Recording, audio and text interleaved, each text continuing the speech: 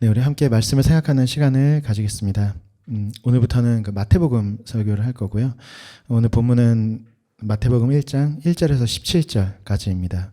그리고 제목은 다윗 언약의 성취자 예수 그리스도입니다.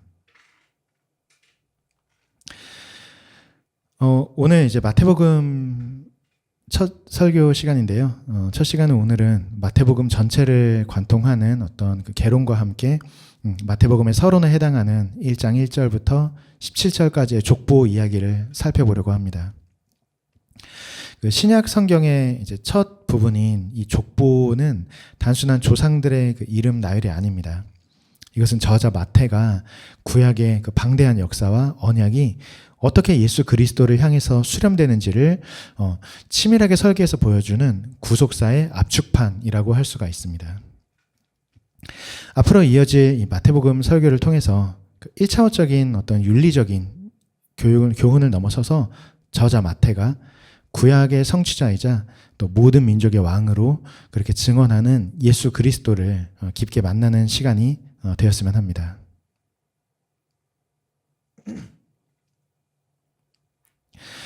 마태복음은 세리 출신의 사도 마태가 유대인 그리스도인 공동체를 향해서 기록한 복음서입니다. 예수를 반대하는 주도 세력이 바리새파로 명확하게 특정되는 점을 고려할 때 이 마태복음은 주후 70년 예루살렘 성전 파괴 이후인 약 80년에서 90년경에 저작된 것으로 추정됩니다. 또한 수준 높은 헬라어가 사용되었고 이방인 선교에 대한 비전이 굉장히 강조된다는 점에서 수신자는 수리아의 안티오크에 거주하던 유대인 그리스도인 공동체로 그렇게 추정을 합니다. 80년에서 90년경 안티오크의 유대인 그리스도인들은 안으로는 회당 유대교의 탄압, 밖으로는 로마 제국의 황제 숭배라는 이러한 심각한 이중 위기에 처해 있었습니다. 먼저 유대교와의 갈등에 대해서 살펴보겠습니다. 아까 말씀드린 대로 AD 70년에 성전이 파괴된 이후에 유대교를 재건하고 지탱한 주축은 회당에서 율법을 가르치던 바리새파 사람들이었습니다. 그들은 아브라함의 혈통으로 태어나는 은혜를 입었다면 반드시 율법 준수의 의무를 다해야 한다고 가르쳤고 예수를 메시아로 따르는 그리스도인들을 이단으로 규정을 해서 회당에서 출교시켰습니다. 1세기 디아스포라 유대 사회에서 회당 출교 처분은 단순한 징계가 아니라 사회적, 종교적, 그리고 경제적 사형 선고였습니다. 당시 속주 아시아에 흩어진 디아스포라 유대인들은 회당을 중심으로 거대한 경제, 사회 네트워크를 형성을 하고 있었습니다. 회당에서 쫓겨난다는 것은 이 모든 유대인 네트워크로부터의 완전한 단절을 의미했습니다. 유대인 안에서 상거래가 금지되었고 율법대로 도축한 코셔 음식을 구할 수가 없어서 생존을 위해서는 이방의 그 신전의 재물에 손을 대야 했습니다. 회당 명부에 남아있는 유대인들은 출교된 자와 인사조차 나누지 않았고 심지어 가족들조차 이들을 없는 사람 취급했었습니다.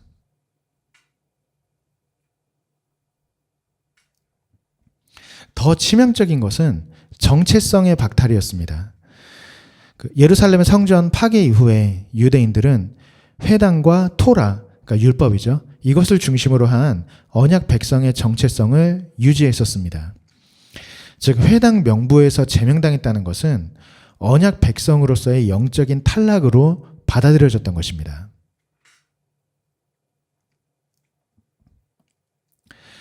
회당에서의 제명은 유대인 네트워크의 단절로 끝나지 않았고 로마의 황제 숭배 강요라는 치명적인 정치적, 종교적 위기로 직결되었습니다. 당시의 로마 황제는 단순한 통치자가 아니라 숭배받는 신의 아들이었습니다. 로마 제국은 황제 숭배에 동참하는 피식민 민족들의 토착 종교를 인정해 주었습니다. 다신교적 배경을 가진 대부분의 이방 민족들은 이 황제 숭배를 수용하는 데 거리낌이 없었습니다. 문제는 유일신 신앙을 가진 유대인이었습니다. 이들은 수십 년간의 징집 거부, 집단 순교 불사, 막대한 로비 등 정치적인 협상을 통해서 로마로부터 황제 숭배를 면제받는 유대교의 예외성을 인정받았습니다. 로마 제국 내에서 이 특권을 누릴 수 있는 자는 오직 유대교 회당 명부에 이름이 기록된 유대인뿐이었습니다.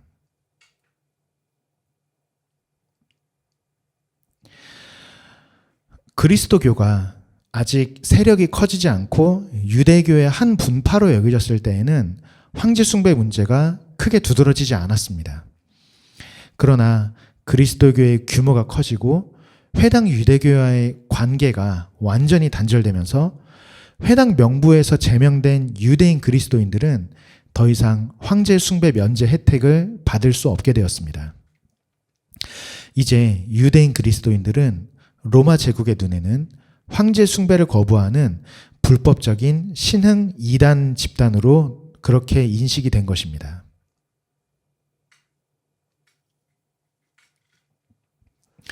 마태복음의 1차 독자인 안티오크의 유대인 그리스도인들은 이토록 처절한 실존적인 위기에 놓여 있었습니다. 예수를 믿는다는 이유만으로 가족도 경제적 기반도 잃었고 언약 백성의 정체성을 삭제당해서 이방인 취급을 받았습니다. 그리고 오직 야훼 하나님만 섬기던 자들이 황제 숭배를 강요받는 그런 상황에 놓이게 되었습니다.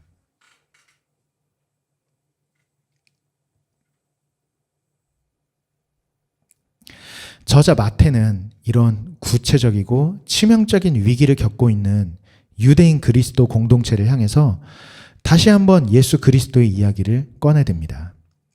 마태는 예수의 생애와 가르침을 통해서 회당에서 쫓겨난 그들이야말로 참된 언약 백성이며 그들의 신앙이 참된 율법의 성취임을 변증합니다. 나아가 로마 황제의 폭압적인 통치를 뛰어넘는 진정한 메시아, 다윗의 자손인 영원한 왕 예수의 통치가 도래했음을 선포합니다. 독자들이 이 가혹한 현실을 이겨내고 신앙을 지켜낼 수 있도록 돕기 위해서 마태복음이 기록된 것입니다. 이러한 역사적인 관점을 가지고 이제 마태복음의 서론이라고 할 수 있는 1장 1절부터 17절 족보 이야기를 한번 살펴보겠습니다.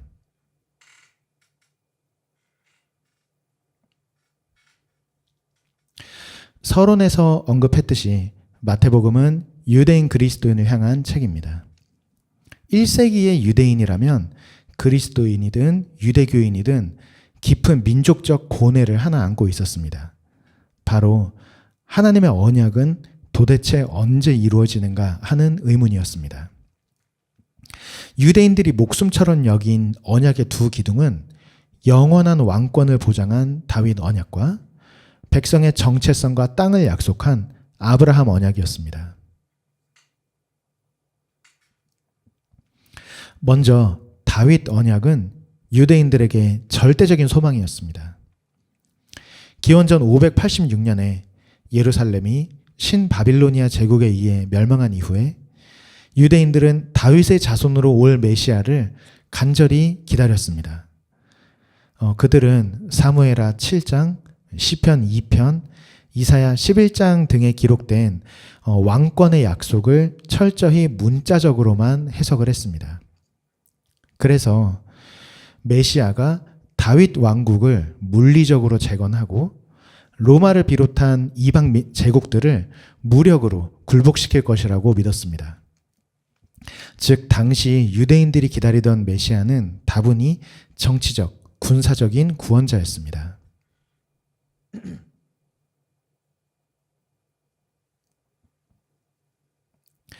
유대인들에게 다윗 언약이 중요했던 이유는 그것이 곧 아브라함 언약을 성취하는 구체적인 방법론이라고 믿었기 때문입니다. 창세기에 4번에 걸쳐서 등장하는 아브라함 언약은 큰 민족을 이루고 가나안 땅을 차지하고 모든 민족이 복을 받게 될 것이라는 이 세 가지 핵심 요소로 구성됩니다. 그러나 유대인들은 이 언약을 유대 민족과 유대교가 누릴 배타적이고 특별한 지위를 보장하는 약속으로 축소하고 왜곡시켰습니다.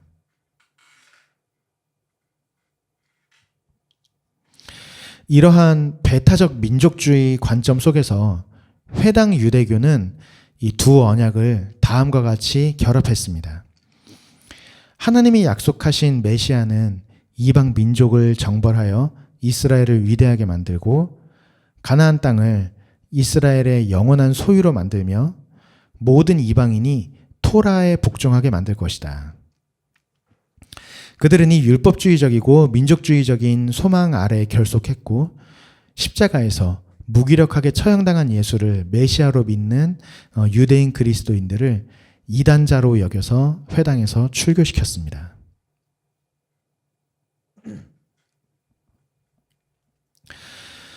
출교당한 유대인 그리스도인들은 동족 유대인과 그리고 이방인 모두에게 배척받는 극심한 고립 상태에 빠졌습니다.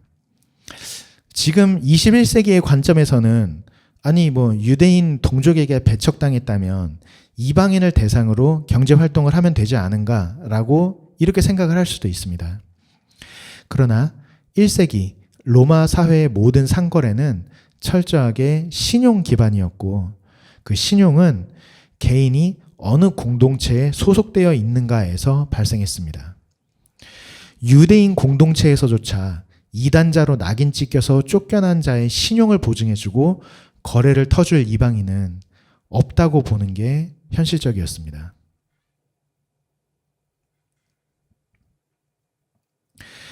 결과적으로 유대인 그리스도인은 예수를 믿었다는 이유 하나만으로 동족이 자랑하던 언약 공동체에서 끊어졌고 극심한 경제적인 파탄과 사회적인 죽음에 직면하게 되었습니다.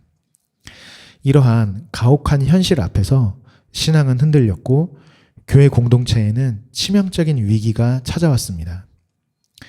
바로 이 절박한 상황 속에서 마태는 로마의 압제 그리고 회당의 핍박에 짓눌려서 언약의 성취를 의심하고 정체성의 혼돈을 겪는 안티오크 교회를 향해서 글을 씁니다. 마태는 군사적인 영웅이 아닌 십자가의 예수 그리스도야말로 다윗 언약과 아브라함 언약을 완성하신 진정한 언약의 성취자임을 선포합니다.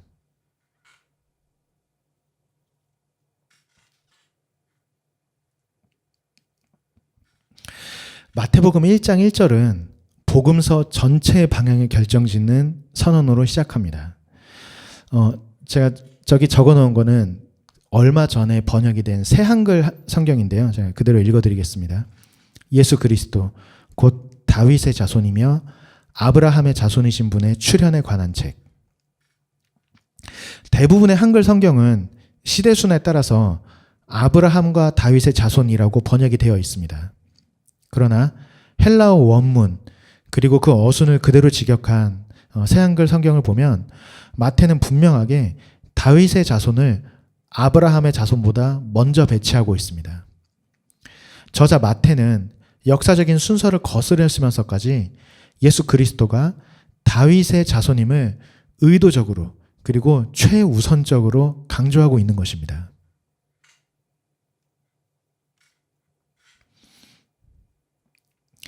마태가 복음서의 첫머리에서 다윗을 앞세운 이유는 명확합니다.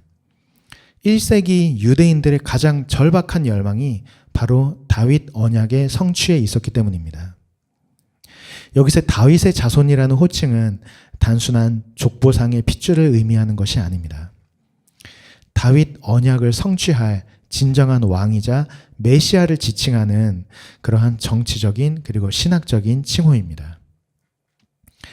안티오크의 유대인 그리스도인들은 회당에서 출교당하여 경제적인 파탄에 시달리고 황제 숭배의 위험에 내몰렸습니다. 마태는 그들에게 가장 시급한 것은 잃어버린 언약 백성으로서의 정체성을 회복하는 일이라고 판단했습니다. 그래서 마태는 거두절미하고 첫 문장에서부터 예수 그리스도가 바로 여러분들이 그토록 갈망하던 다윗 언약의 성취자인 메시아입니다. 라고 선포합니다. 이 선언을 통해서 마태는 교회 공동체를 향해서 회당에 남아있는 사람들이 아니라 그리스도를 믿는 우리야말로 다윗 언약의 성취를 누리는 진짜 언약 백성입니다. 라는 그러한 확신을 심어주고 있는 것입니다.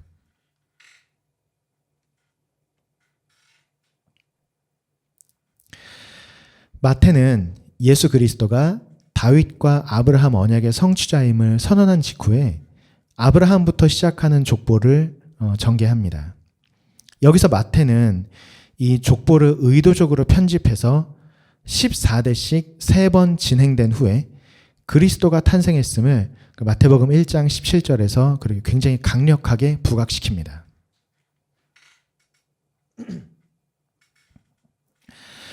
마태가 언약 계승의 족보에서 굳이 14라는 숫자를 강조한 이유는 14가 곧 다윗을 가리키는 고유한 숫자이기 때문입니다. 지금 화면을 보시면 게마트리아라는 게 설명이 되어 있는데요. 고대 히브리어 알파벳은 각자 고유한 숫자 값을 가지고 있는데 다윗, 그러니까 달렙, 그리고 바브, 달렙 이 자음에 숫자를 더하면 4 더하기 6 더하기 4 해서 정확하게 14가 됩니다. 이처럼 특정 숫자로 인물이나 의미를 암호화해서 강조하는 문학 기법을 게마트리아라고 합니다. 고대 수메르 문명 때부터 근동 세계에서 널리 활용된 이 기법에 익숙했던 1세기 유대인 독자들은 마태가 거듭 강조한 14라는 숫자가 곧 다윗을 의미한다는 것을 직관적으로 파악했을 것입니다.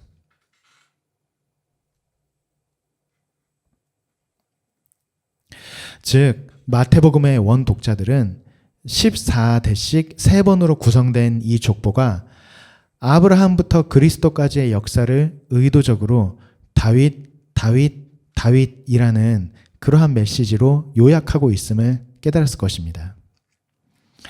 이는 곧 아브라함 언약의 궁극적인 지향점은 다윗 언약과 정확하게 일치하며 예수 그리스도가 이 두 언약을 모두 성취한 메시아이다 라는 마태의 선포를 이해했음을 의미합니다.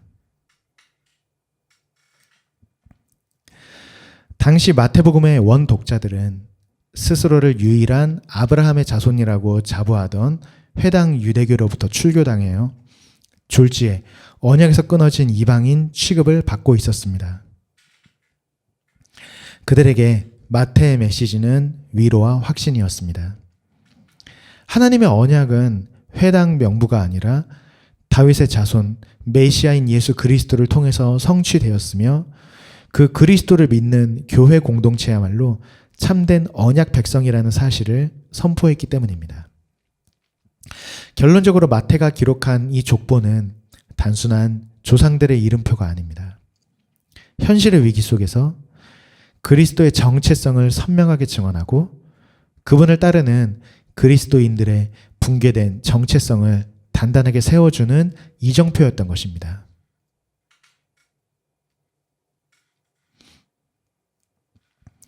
마태가 기록한 족보의 또 다른 굉장히 파격적인 특징은 족보 안에 사연이 있는 이방 여인들과 수치스러운 포로기가 여과 없이 등장한다는 점입니다.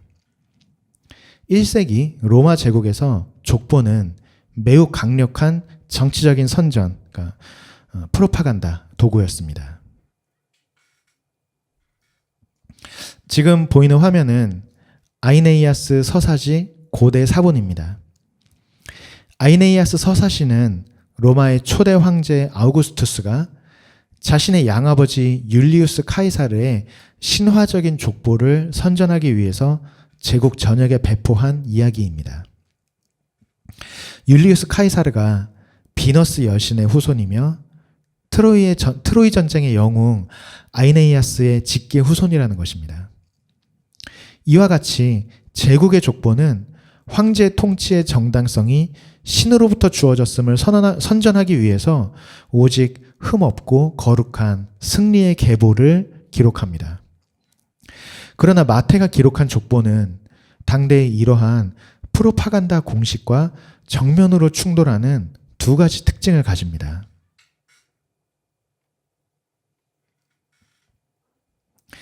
첫째, 북의 중심의 고대 족보에 굳이 4명의 여성을 명시했다는 점입니다.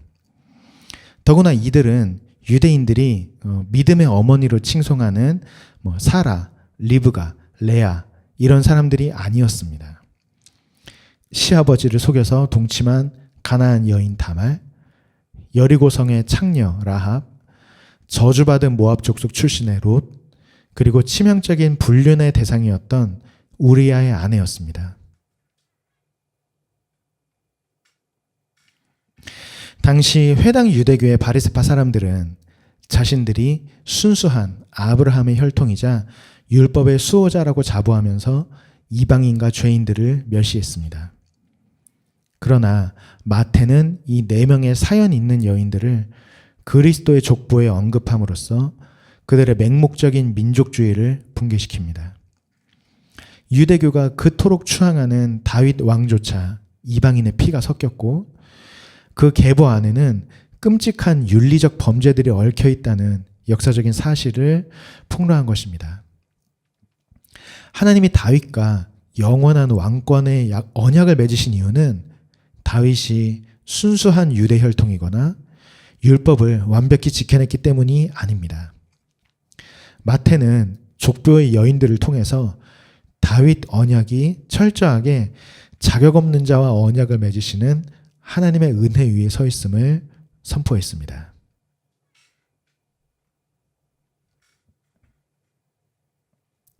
둘째로 성공과 영웅담을 과시하는 제국의 족보와 달리 이스라엘의 국가적인 수치와 실패를 족보에서 명확하게 기록한다는 점입니다.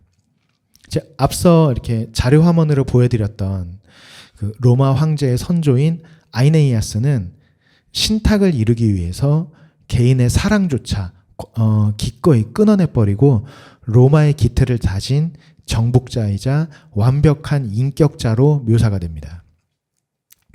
그러나 마태는 이스라엘의 영웅 다윗에 대해서 다윗은 우리아의 아내에게서 솔로몬을 낳았다라고 기록하며 왕이 자신의 정욕을 위해서 충신을 암살한 치부를 가감없이 들추어냅니다.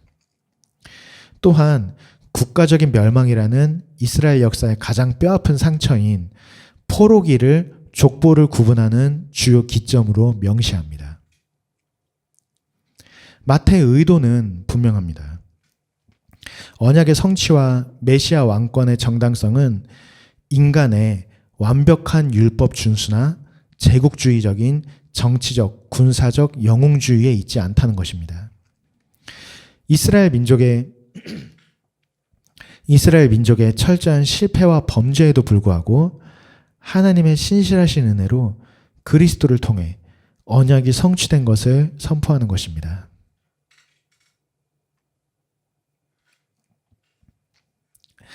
오늘 우리는 마태복음의 저작 배경과 1장에 기록된 예수 그리스도의 족보를 살펴봤습니다.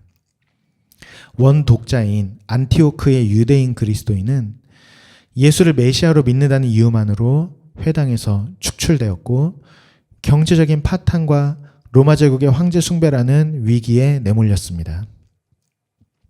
그들은 가혹한 현실의 고난 앞에서 우리가 믿는 예수는 실패한 메시아인가?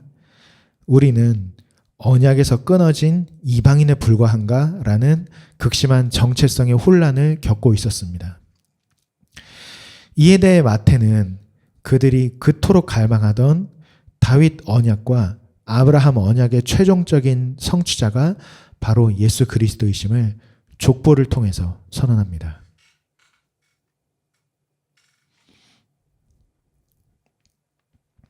동시에 마태는 족보의 뼈대 안에 사연 있는 이방 여인들과 이스라엘 민족의 수치스러운 포로기 역사를 의도적으로 배치했습니다. 이를 통해 혈통과 자격을 자랑하던 회당 유대교의 배타적인 선민의식과 율법주의를 정면으로 논파합니다. 하나님의 언약은 순수한 혈통이나 인간의 완벽한 율법 준수로 성취되는 것이 아닙니다. 다윗이 그러했듯 자격 없는 자를 부르시는 하나님의 전적인 은혜와 그 은혜의 실체이신 예수 그리스도를 통해 비로소 완성되었음을 역사적으로 증명한 것입니다. 1세기 마태의 기록은 오늘날의 교회 공동체를 향한 변함없는 선포입니다. 오늘날 그리스도인들 역시 세상을 거슬러 신앙을 지키는 과정에서 현실의 위협을 마주하며 때로는 십자가를 따르는 삶에 대해 깊은 정체성의 혼란을 겪습니다. 안티오크 교회가 직면했던 어려움은 곧 오늘날 교회가 직면한 영적, 현실적 도전과 맞닿아 있습니다.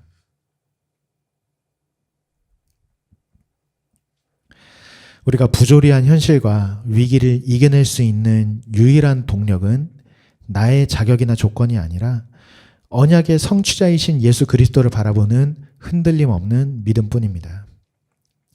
예수를 믿는 우리가 곧 하나님의 참된 언약 백성이라는 확신, 바로 이것이 마태가 1세기의 안티오크 교회를 넘어서 21세기를 살아가는 우리에게 전하고자 하는 족보 이야기의 메시지입니다. 이제 새롭게 시작하는 이 마태복음 설교와 그리고 예배를 통해서 참된 언약의 성취자 예수 그리스도를 깊게 만나는 시간이 되었으면 합니다.